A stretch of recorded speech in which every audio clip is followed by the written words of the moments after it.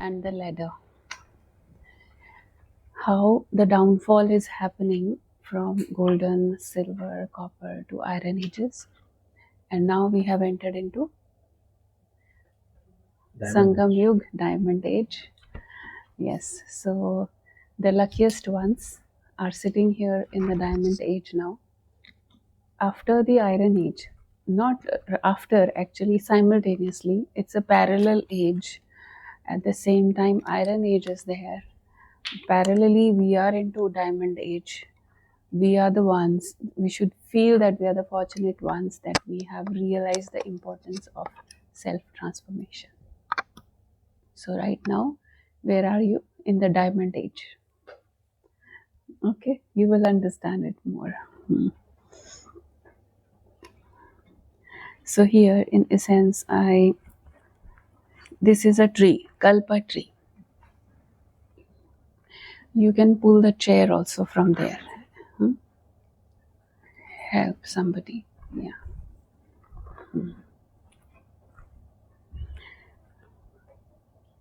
So here is a tree. Kalpa tree means a tree which represents 5,000 years. So same thing we understood with ladder. In the ladder, we understood we have how many births we have taken. Do you remember? Have you written? Total 84. How is it? It was 8 in the golden age, then silver age 12, 21 in the copper age, and 42 in iron age. So how many? Please count.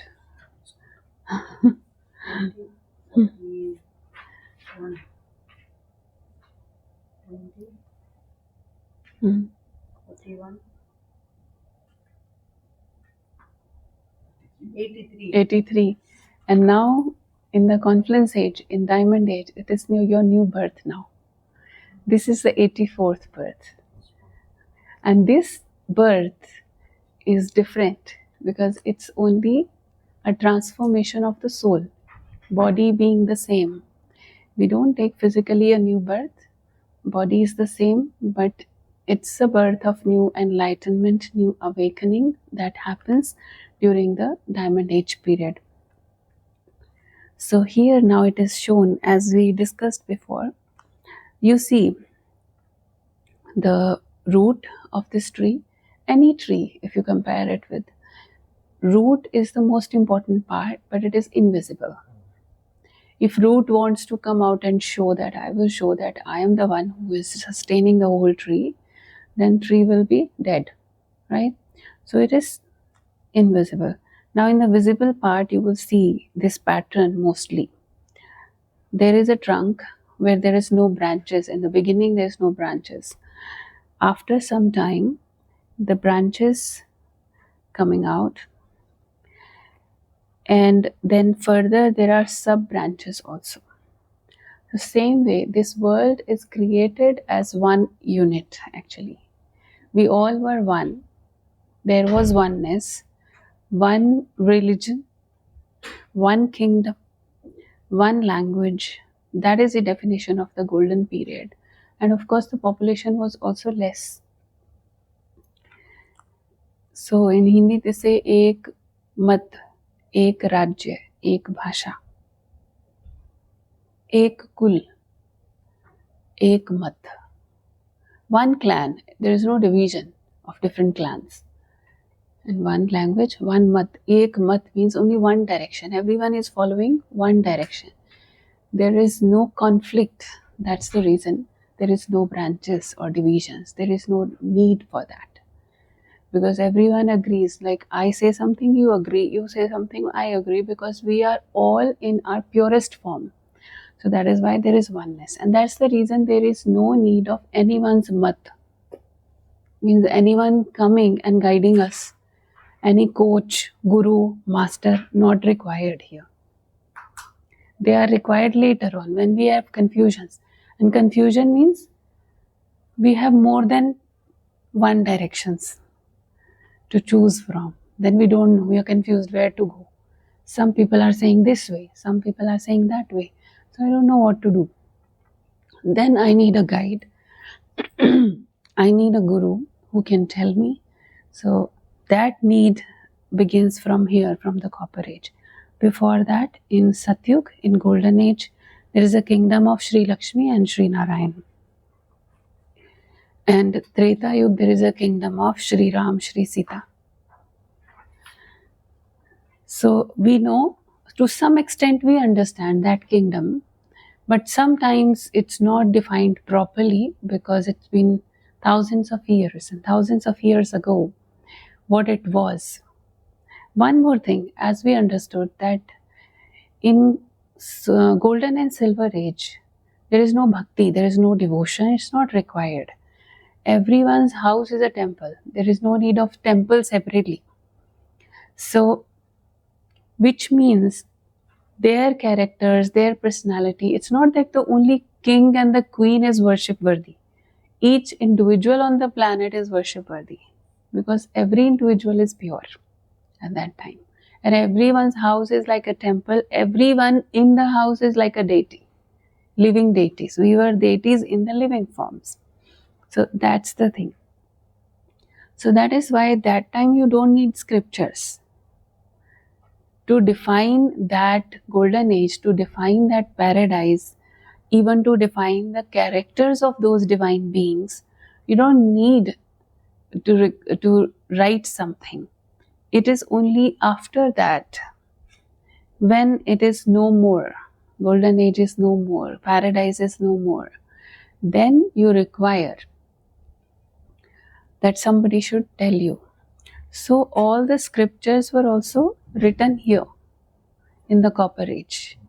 Major scriptures, major gurus and religious masters who led the path towards spirituality and towards, later on it took the form of different religions actually.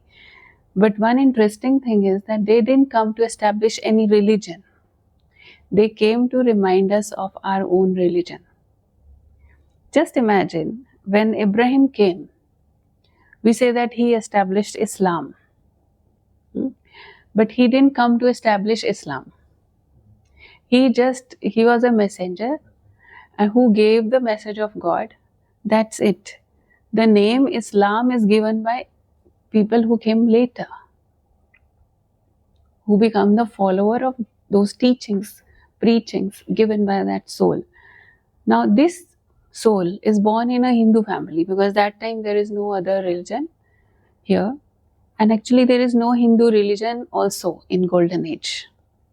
You know, Hindustan and Hindu, it is the name given later on. What is the religion? One religion we say, na? What is the religion in beginning? Like this morning we have understood one religion.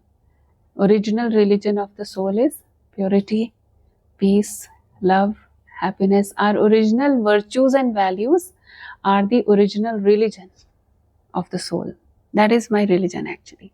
And that is, in one word, is defined as divinity. So we are divine. In one word, combining all these virtues of the soul, that is a divine religion. So that is why what we call it as the full name, Adi Sanatan Devi Devta Dharma. Later on it shifted to Adi Sanatan Hindu Dharma, which creates a division actually. So Adi Sanatan is very simply, Sanatan is not the name of the religion. Adi means beginning. Sanatan means ancient. So what is ancient? Divinity. Devi Devata Dharma. So divinity was the religion of the humanity at that time. And just imagine a world with divinity, with every human being having that divine character, divine personality. Just imagine that world, how beautiful it would be. You don't need to teach or preach anything to them. You don't need to guide anything. Even to your own kids too, you don't need to guide anything there. They are born divine. The whole atmosphere is divine. Characters are divine. Speech is divine. Words are divine. Behavior is divine. My vision is divine. My vision for you, there is no impure vision. Impure vision comes from body consciousness. There is no impurity.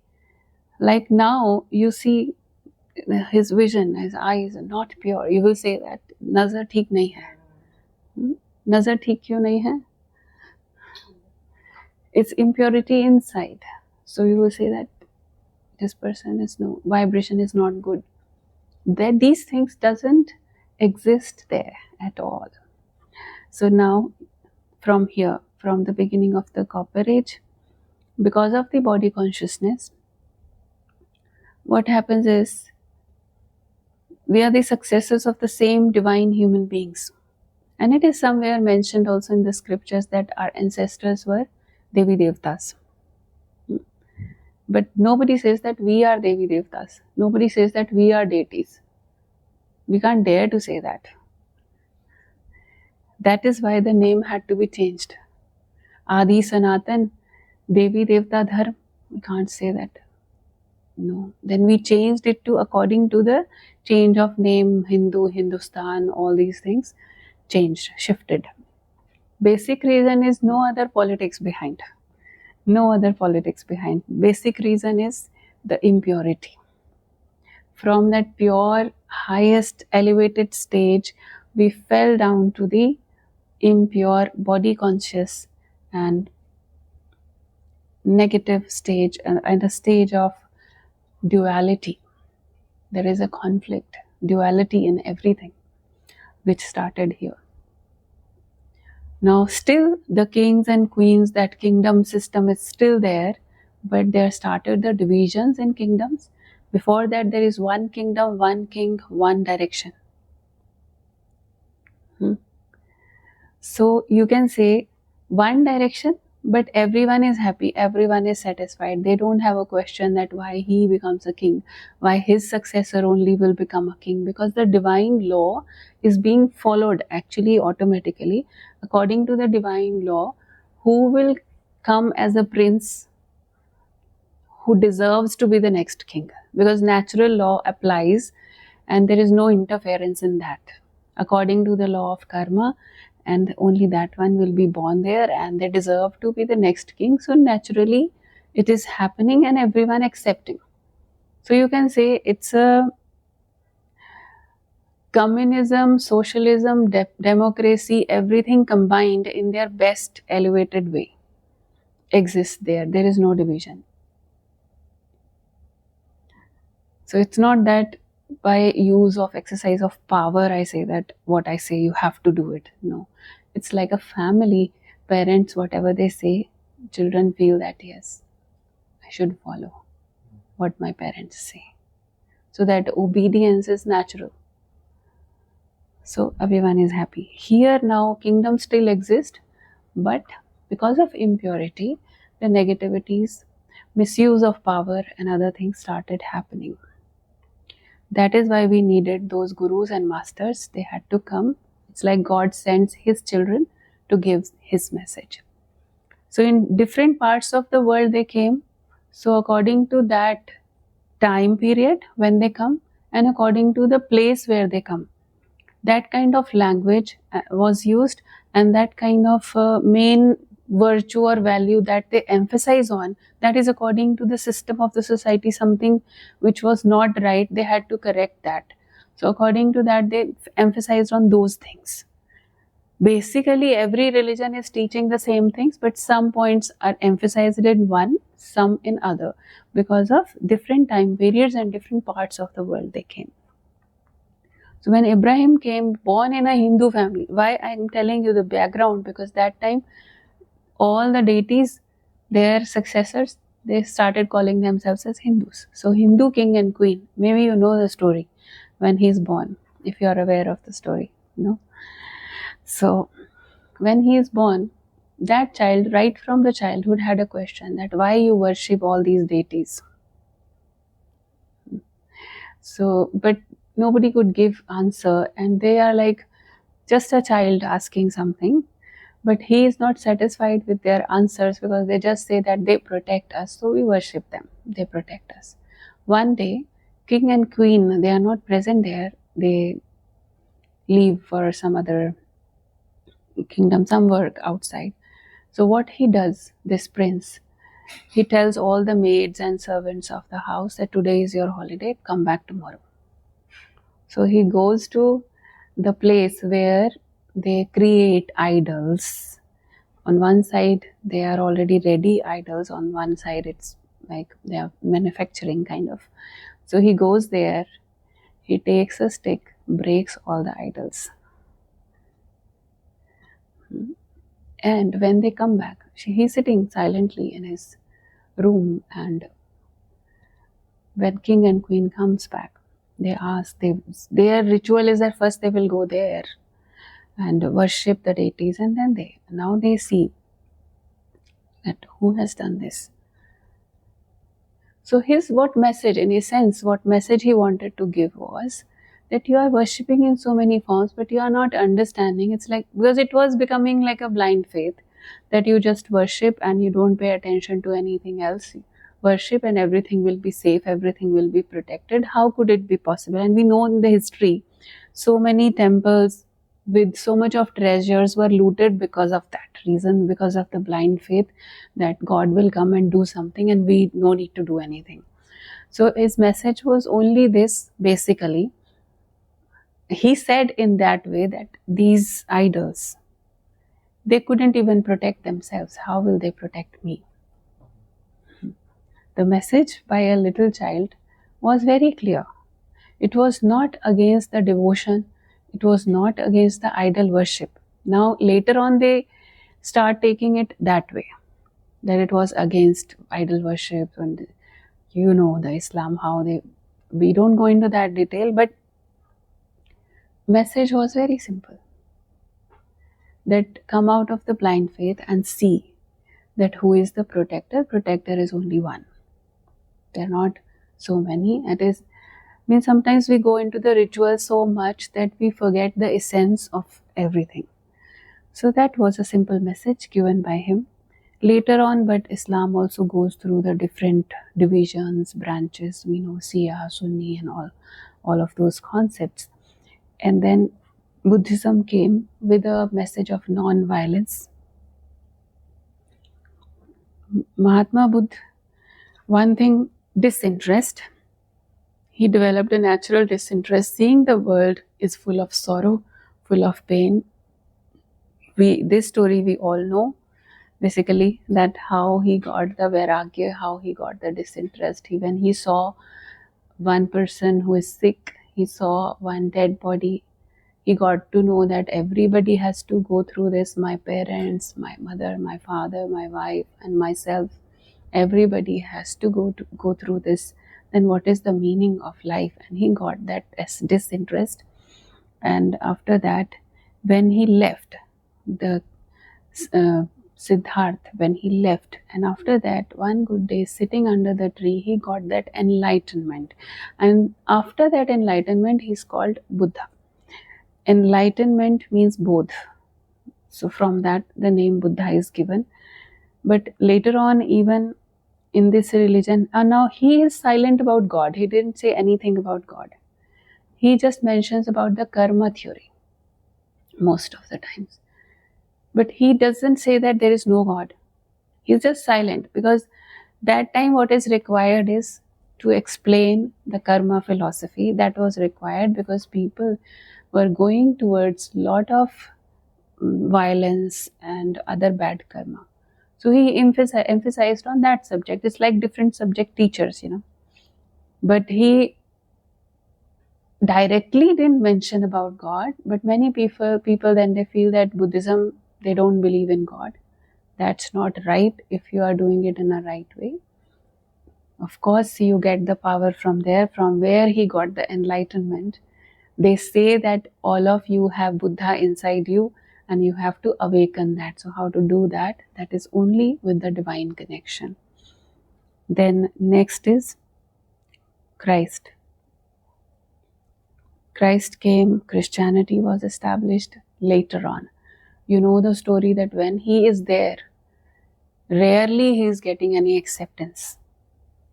And it is with all the gurus, all the masters. In their lifetime, they faced a lot of criticism. Later on, Some people who have started following and realizing the value of those teachings, they named it after the name of Christ. They name it as Christianity.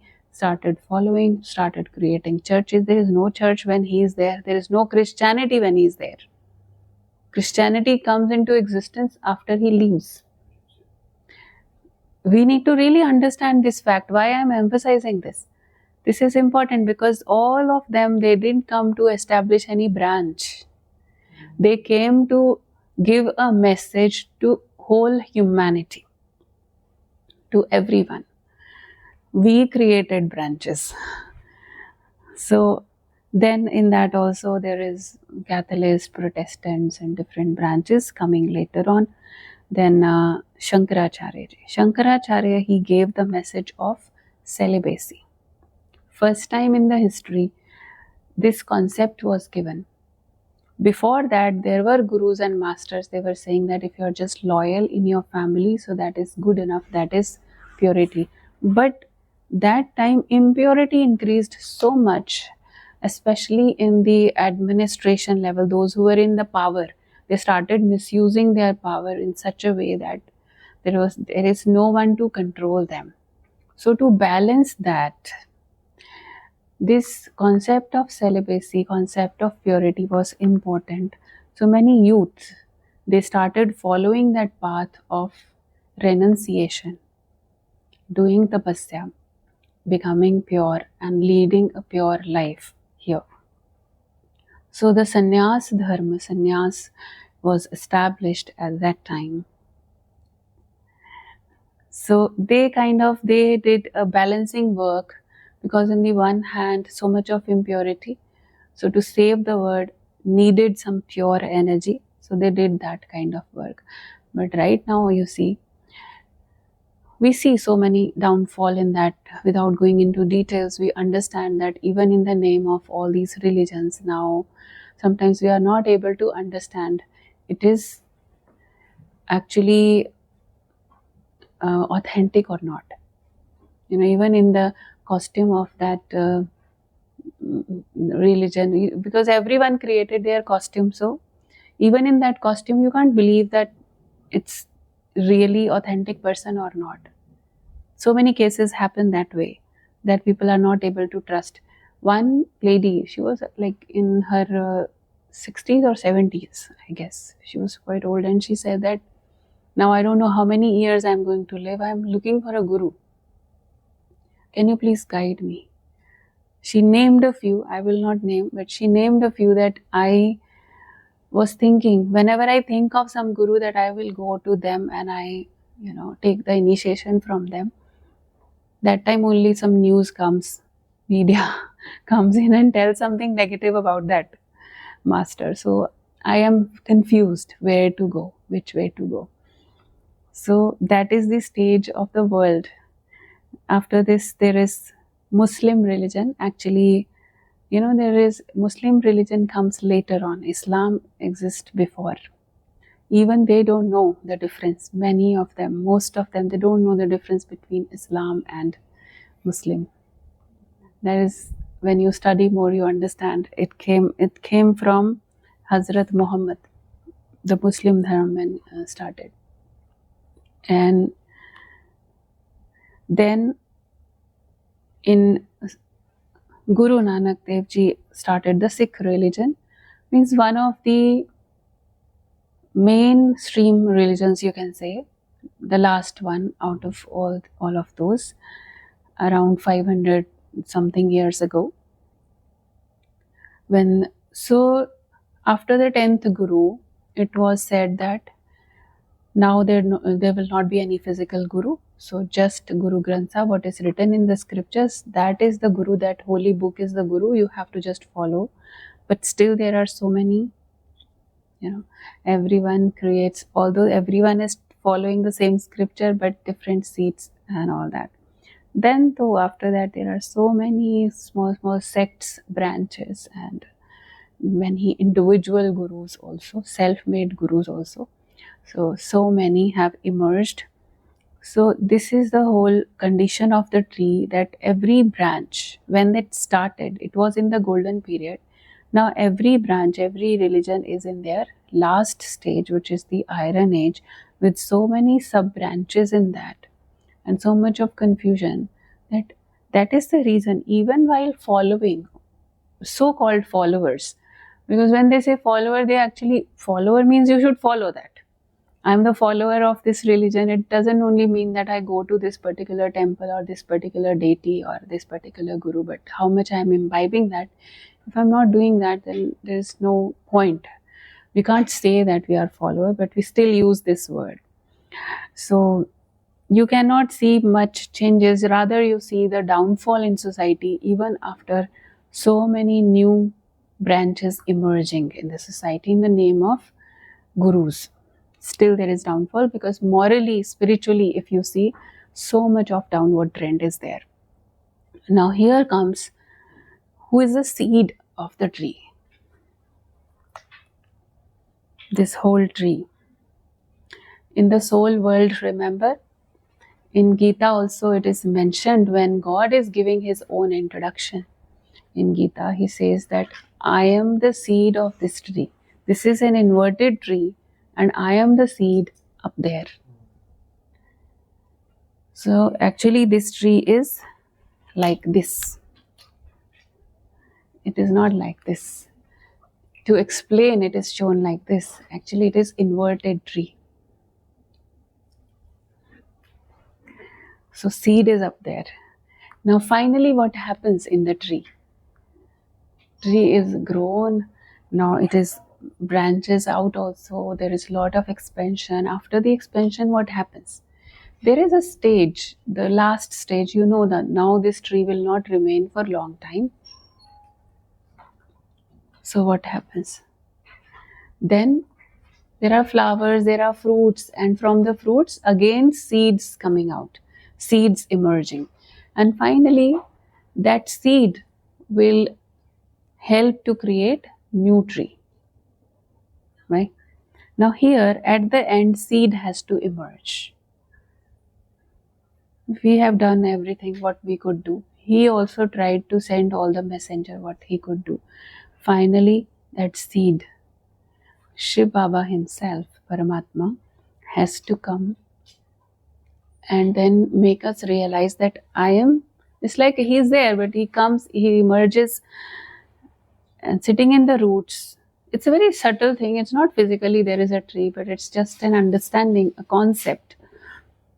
Sitting in the roots, he says, now all of you who have divided themselves in different branches, now come back to the roots. Come back to the roots. Because I am here. Means now you connect with me. So this is the age, diamond age, which is shown in the roots. So this is the invisible part of the tree. No one can see this diamond age. This is the most important age, but no one knows about it. Or we can say very few of us know about this. Those who are aware that this is the diamond age. But in this diamond age, what is being done? What are we doing? Because we know that this is now going to end. This all is going to end. So a new sapling is being created for the creation of new world. So out of the whole tree, this tree is going to die, we know. So what we do?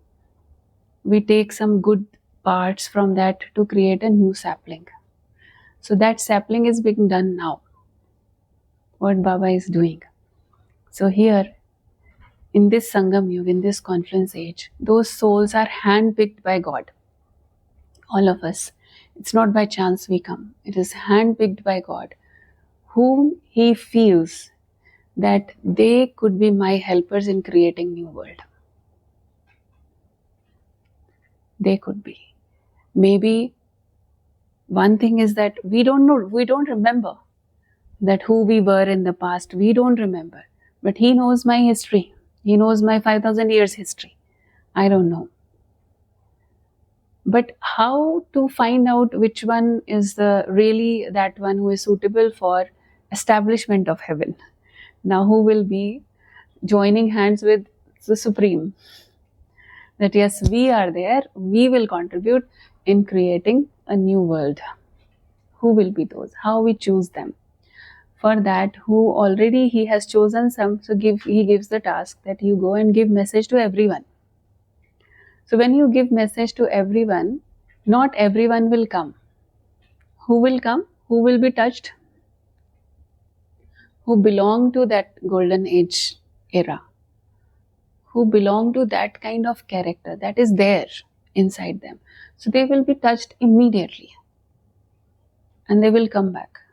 Then slowly, gradually, understanding the knowledge, they come back to the roots. And as soon as they come back to the roots, then automatically they become helpers in God's task. What is our help? Becoming that is our help. Becoming once again what we were before. That is our greatest help. Becoming pure is my help. Becoming an example is my help. Because right now nobody can see the living examples. So I need to be the example. That is my help in creation of heaven on this planet, because now this planet deserves transformation. It's required. No matter how long and how much we try to deny that, because sometimes we say, no, we will just repair it and make it better. Lot of repairs have been done by all those people, all the great personalities. And after the repairs also, there is a time when you see that now अभी तो तोड़ के नया बनाना पड़ेगा, घर पुराना हो गया है. So when house every year needs repair, you are doing it. But finally, eventually, if there is a life of everything, if 100 years, suppose, is the life of that house, after 100 years, then what finally you will decide? You have to now break it and create the new one. Establish a new one. But if you first break it, then you become homeless. So first you have to start creating the new one, so that we are not homeless. So God's process is also like that. So He's choosing us, preparing us. Creation of golden age is not about creation of palaces of the golden age. Creation of golden age is creating those divine characters and divine culture, which we are creating now, a new culture, which is beyond the nationalities, beyond the boundaries, beyond the physical definitions of religions, beyond everything. So that divine culture is being inculcated with everyday study. So this is how the creation happens. So when they are ready, a particular number of souls who are required to be there to start the golden age and also further to sustain that paradise on this planet, when they are ready, then this transformation happens. The old is destroyed, new is created. So actually creation happens before destruction. It's a process of transformation. So what we are doing here, if somebody asks you what you do here, why you go every day, what are we doing? We are creating heaven. We are creating heaven in essence. So at this time, when we say God comes, when He Himself, Supreme Father, He is looking at the condition of this world, that my children, whom I created as divine, pure human beings, now looking at their stage, He feels mercy. And finally He decides Himself to come and become the teacher Himself. So this is the time when He descends on this earth. Without taking birth, He enters into a human body to speak to us.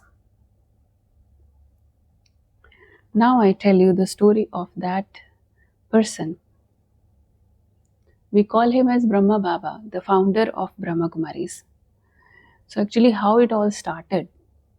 Because many concepts you will see, these are new concepts, who is teaching? Many people ask that, how do you know population was 9 lakh in the beginning? How do you know? Because nobody else tells about these things. So how we come to know?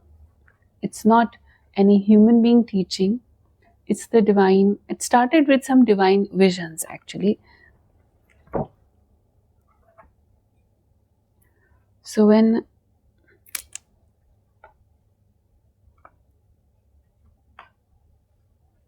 clock.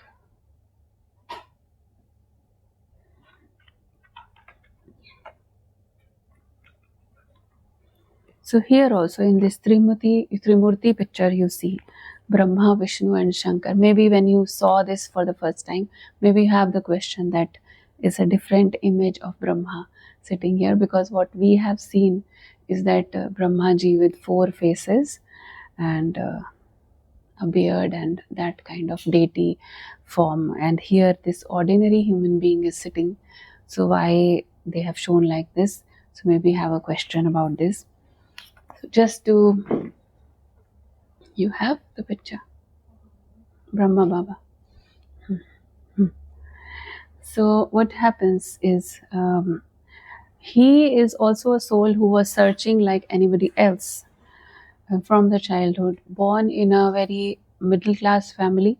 His father was a teacher, schoolmaster, and he was born in 1876. And that time, from the childhood, he had lot of interest in bhakti, puja and all those devotional activities. And then very early age, his mother passed away, then father also passed away, taken care by his chacha ji, his uncle. And as he grew up into a very person with lot of sympathy for everyone, lot of values and ethics, and just wanted to help everyone. He started sitting on a shop with his cousin, but when he sees somebody cannot pay, okay, you just take it. It started like that. When these qualities were visible, just take it, no problem. You don't have money, no problem, because you need, you just take it. So because of these reasons, then they just kind of kicked him out, that you go and do your own business, then you will understand how business runs. And in short, just want to tell you, because of his good character, he got support from many friends who invested, and then finally, eventually, in Calcutta, even now, Lakhiram Bazaar is there with his name. So he grew up into a very big businessman, diamond merchant with diamond jewelry and all those kind of business, and had good connections with the kings and queens of that time. Kings and queens of Hyderabad, Sindh, Calcutta, Mumbai, these areas, and Nepal had his business in those areas. And even because of his, yeah, this is then and later. Then it is before that, before the enlightenment, you can say, before Shiv Baba's coming in his life. So that is his personality, you see. So even the kings of that time, they used to say one thing to him, that don't know Bhagwan se kya galti hui hai. God has made some mistake. Why he has made us the king? Usually Nepal king used to say that to him, that why he has made us into the king. You should be the king, because all the qualities, that royal qualities you have, royal character. And he was a very royal person. If you see, just a businessman, right? But when he used to just go out from his house, everyone who is nearby, they would just stand there for one darshan. Such a divine character, even in that life, so-called ordinary life. It's not like any great guru or saint or anyone who is left their families. It's not like that. He was a family person. He had his family. He had 5 children at that time, and he was taking care of the family. So much love for his family, so much love for his children. So all that is going on very well. And when he was going closer to his 60, then he started feeling some kind of vairagya, disinterest inside, that I have earned so much already. What is the need of so much? He's had so much money. What is required? What I need, I have much more than that. So now I want to take sannyas. I want to renounce the world. And he used to mention this to his wife often, that I want to take sannyas. And we both of us, she used to support him. Yashoda ji was his wife, and she used to support him a lot in whichever idea he had. So they used to discuss this, that after I reach 60, then we will take sannyas, we will renounce this world, and we will just go and sit on the Ganga side or somewhere in some ashram, and we will lead that kind of life. And I will donate everything.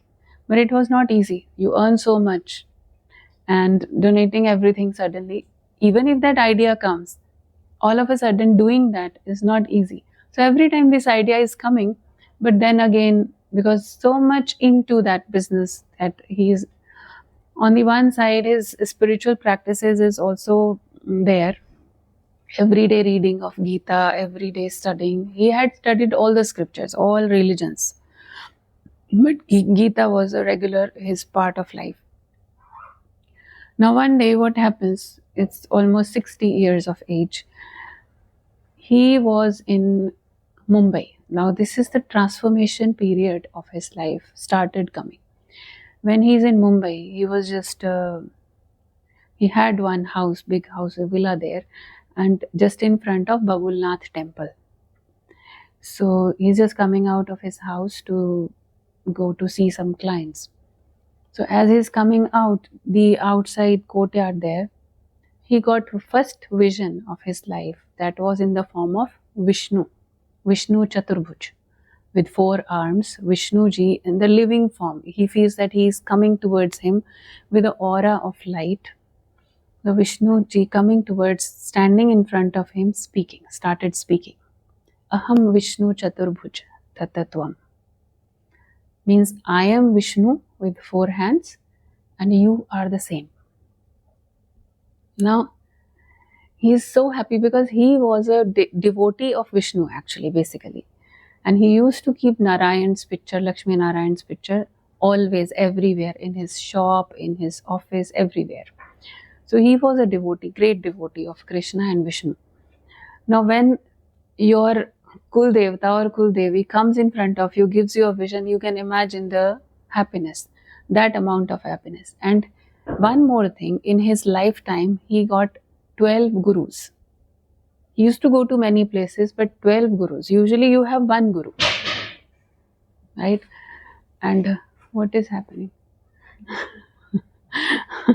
Usually one guru is there and you feel that, okay, I should be loyal to one guru and not see anywhere else. But because he was curious, he wanted to know more about spirituality, more about the truth of life. So when he goes to one guru and he feels like, it's not only going and listening to the satsang or listening to the class and then coming back, not only that, but he would ask questions and try to take out everything, whatever that guru can offer. But after that also he wants more. So then next guru, and for every guru he had lot of respect, lot of shraddha, that whenever any guru will come, they will stay at his home, has a big home, and arrange everything for them, whatever they need, whatever they like. So everything according to that. So much respect, because if you don't respect your guru, you cannot get the knowledge. So that was the philosophy. Then next, now when this vision happened, again he had the thought that maybe this is Guru Kripa. It is because of the blessing of my Guru, my master, that I have received this vision. So he went to his then Guru and he said that can you tell me the meaning, because I am confused. I know that it is because of your blessing that I have received this vision. But what is the meaning? Why he said, I'm happy I saw that image, beautiful image of Vishnuji. But why he said Tattatvam? How can I be that? So I am confused that how can I be God? He is God and he is saying that you are the same. If God comes in front of him and he says that you are the same like me, you will have a question, right? You want to ask that how can I be God, right? So he had the same confusion. So he asked his Guru. Now Guruji gave some answer according to his understanding, but kind of he's not satisfied with the answer. So he could feel that it's not him, it's somebody else, some other power who is doing this to me. So then after a few days, he was in Kolkata. There he was with his friend, in his friend's house. So according to his routine, everyday routine, evening he was sitting in his meditation, you can say, or bhakti. So he's sitting in the backyard, sitting with open eyes. All of a sudden, he had the vision that the world is destroying. There is big destruction happening. Somewhere there is floods, there are earthquakes, there is big fire, and there are the balls of fire coming from the sky and falling there, and big cities are being burnt because of this. And that is a time when nobody knows about the atomic energy. Bombs are not yet into existence. It is that time when he saw this vision. It is around 1936 when the experiment was being done on the atomic bombs and all that. So this thing, research was going on, experiment happened later. So this is that time. So, but the scene that he saw, it was so painful because people are crying. There is nowhere to go. Even small kids, people are like stepping onto them, running to save their own lives. There is no food to eat. Human is eating human. It's that kind of stage he saw, and so painful. In his lifetime, in the age of 60, until 60, he never had tears in his eyes. This is the first time seeing that image. He had tears rolling out. And he had to say, "Bas Prabhu, bas is enough. I cannot see more. Please stop it. Cannot see more." So it was only a few seconds. It's not a very long period, but the feeling is like, even after the vision is over, his feeling is as if the world is already destroyed. Everything is finished. And complete disinterest from inside, complete vairagya. Even after coming out of that vision, he had the feeling, what am I doing? The diamonds that he was selling or dealing in, he started feeling this is like koila hai, coal hai. He started feeling it's worth nothing. He immediately wrote a letter to his partner. Who was the investor main. He wrote a letter to him. I cannot continue. I want to withdraw myself. Now I will do the business of real diamonds. I don't want to do the business of coal. अभी कोयलों का व्यापार छोड़ के हीरों का व्यापार करूंगा. And they are confused. Now already it is a diamond business. Now which diamonds you have found? So they are confused. He goes back there. He doesn't have any interest in doing a division or how much you give me, how much you take, and nothing. Whatever you feel suitable, you do it that way. I'm not going to be involved in this. So he did it in his way. Whatever he gave in his share, that was also a lot. Because he was very, very wealthy person of that time. That was a lot. And but he came back home after that. No, right after that, he first went to his Chachaji's house because his uncle was also from the childhood. There is another uncle who was very religious person. So he had more connection with that uncle. So he heard the news that he is on a deathbed. Anytime he can leave. So please come. He's remembering you. So by the time he reached, he's already passed away. By the time he reaches, he's like already left. Body is still there. They are waiting for everyone to come back. The body was there, and he sitting there, he got the next vision of his life. The vision was about the soul. He saw that vision of how soul left the body. So what was that vision?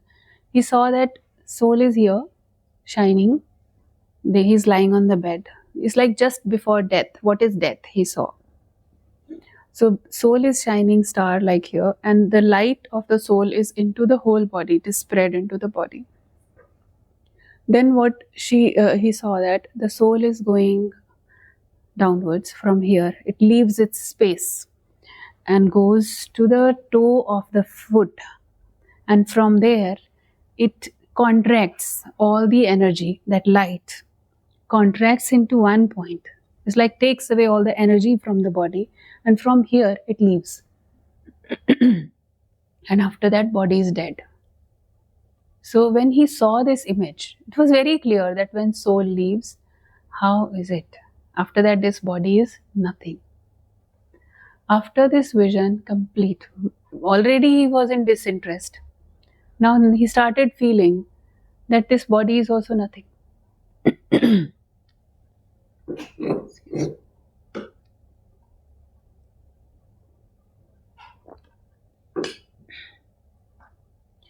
So he has that kind of complete disinterest from the body also. So now he is being pulled towards some higher thing, some higher aim, which he is not able to define, and of course not able to explain to others what is happening to him.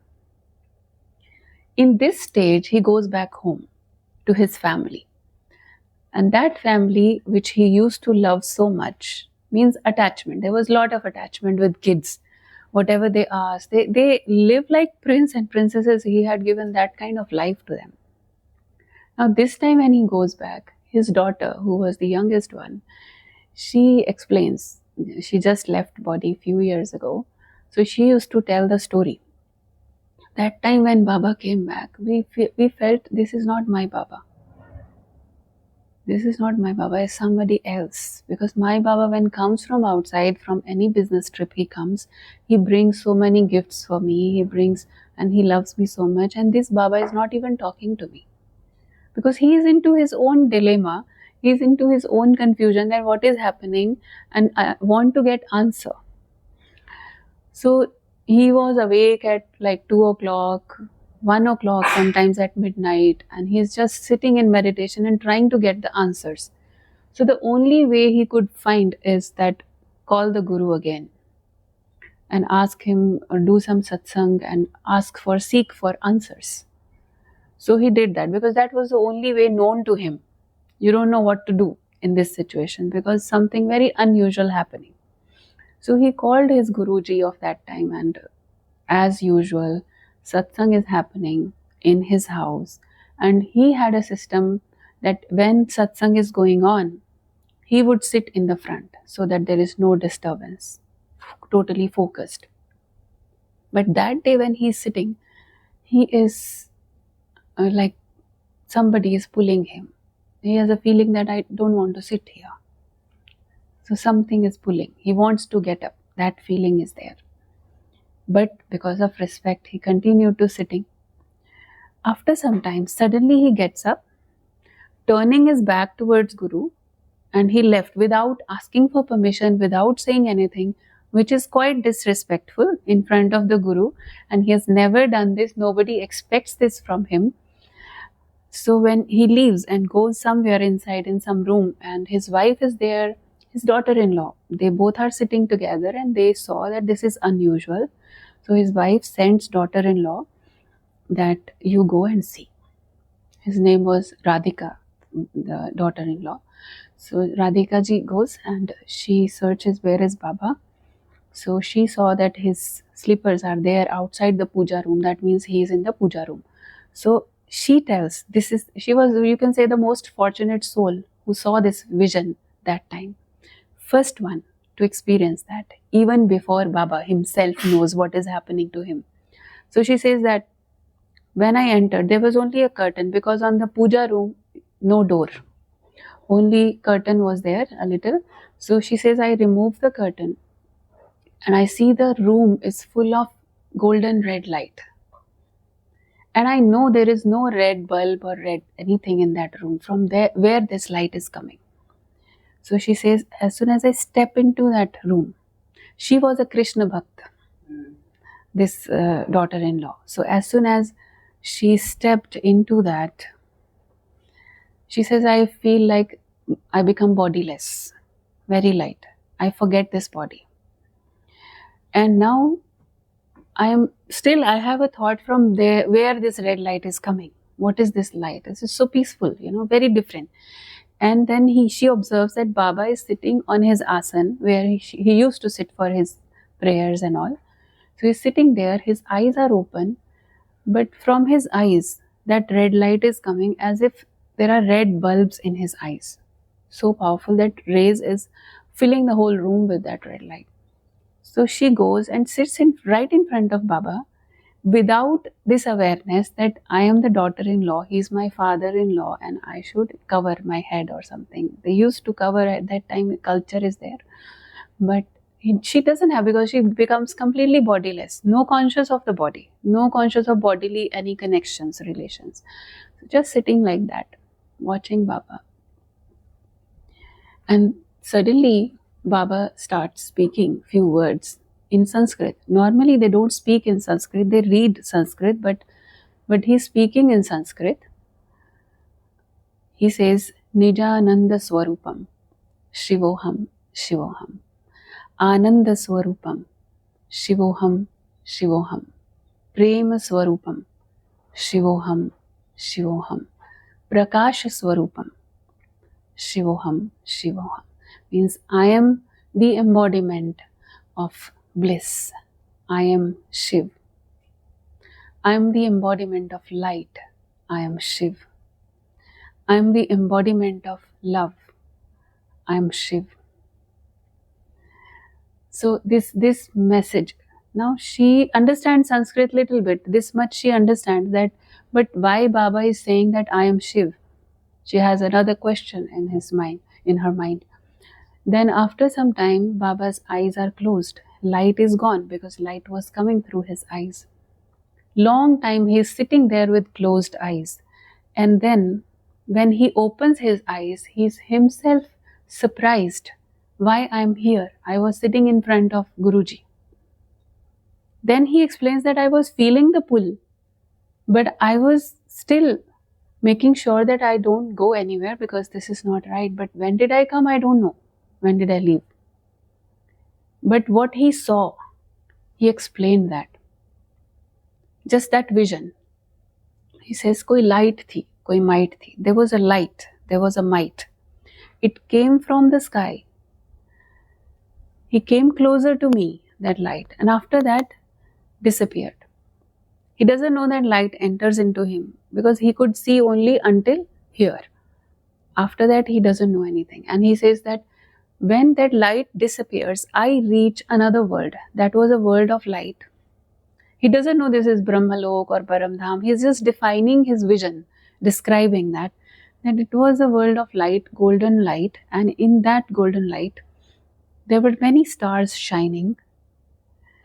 And then next scene, what I see is those stars coming down. They started coming down on this planet. As soon as they touched this land, they converted into deities. The prince and princesses. There is Radhe, Krishna and other prince and princesses. They started converting into that and they are enjoying it. Such a beautiful world I saw. And I was so engrossed in watching that. And suddenly then, out of nothing, a voice comes and speaks in my ears, you have to create this world. I am confused. How will I create this world? I have never even seen or imagined about this. So I don't know how to create it. Even on that day also, he doesn't know what has happened. It's just a vision or Baba has come. He doesn't know. After that, every day, Shiv Baba, the Supreme Father, started coming and speaking through him. Now this is the time when Sangam Yug begins. Actually, exact date nobody can give. It's around 1936 because even himself, he doesn't know that first time when that supreme energy entered into him. So it's like he's just coming, speaking through him and leaving. All throughout the day, he's making his own effort.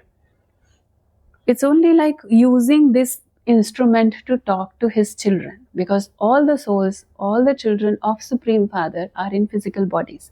So he needs a body to talk to them. So from next day, he started speaking the essence of scriptures.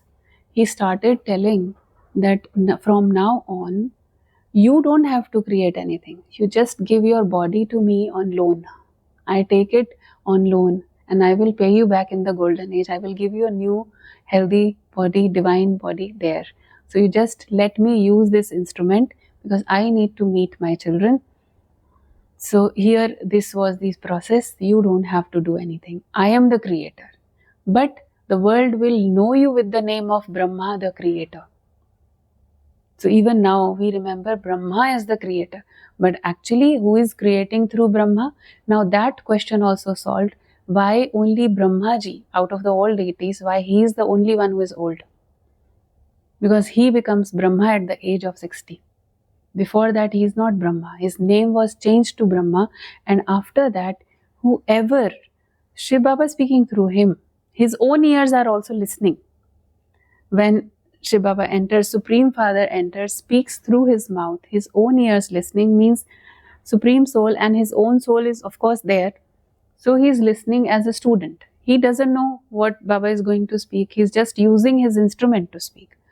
And all those, Supreme Father says that all those who will listen through you and become my children again, come back again to this family, they will be known as Brahma Kumar and Brahma Kumaris. जो तुम्हारे मुख से ज्ञान सुनेंगे, ज्ञान सुन करके धारण करेंगे, वो ब्रह्मा कुमार और ब्रह्मा कुमारी कहलाएंगे. So in short, we call it BK. So actually, the children of Brahma. So then this satsang, it started in a form of a family satsang. Then slowly the voice started spreading. And in the beginning, whoever used to come, they used to have those visions, divine visions, and also pulled towards that knowledge. And this, what Supreme Father himself speaking through Brahma's mouth, those versions are called Murli. That is Gyan Murli. It's not any human being speaking. And out of all those Murlis compiled was the 7 days course for a basic understanding of what Baba is teaching. But there is a lot more to learn in the Murlis, because of course Baba is creating a new world through us. It is like by us, for us, through us. So it has to be in that way, because who will be helping in creation of heaven, they will be in heaven. Simple formula. Otherwise, how will he decide? God is not biased. He is not doing any partiality. Okay, you become the king, you become the queen, you become the subjects, you become the servants. No, you will yourself decide. Everyone will listen to the knowledge. Same class, we all sit in the same class. We will start the Murli from tomorrow or next lesson. So we sit in the same class, we all listen to the same Murli. But it is a matter of how much we imbibe in our life. According to that, that is decided that who are going to the golden age or the silver age. And there also, there are who is going to become the king. Who becomes the king of their own, it's like self-sovereignty. If I get my own kingdom, I become a king over that, my inner kingdom, then I deserve to be a king there. So it's a process. It's a very beautiful thing happening right now in this world in a very silent way. Because what is visible outside, maybe when you see the outside form of Brahma Kumari's organization, you just see the sisters. But all of us have one teacher, one Supreme Guru. That is why you will find, like the other day you were saying, and I said to you that, you said that she was also speaking the same thing and you are also speaking the same thing. You said to me, you heard something on TV, some class. So why we speak the same? Because we all study the same. We all study from one Murli, from one every day. And that Murli is translated into more than 20 languages now. I think it's about 25 languages every day. Same Murli. If today's Murli, what I'm reading here in China, same they are reading in America, in India, everywhere in their own language. So that is a system. So all of us are in that way, we are combined together. We all think in the same way, in the same pattern. For the day, we all have same purpose, that today Baba has said that. And for next day, we are looking forward that what is Baba going to speak today, tomorrow. So getting all the answers and then putting it into practice, that is our everyday spiritual lifestyle. Okay, so welcome to the Diamond Age.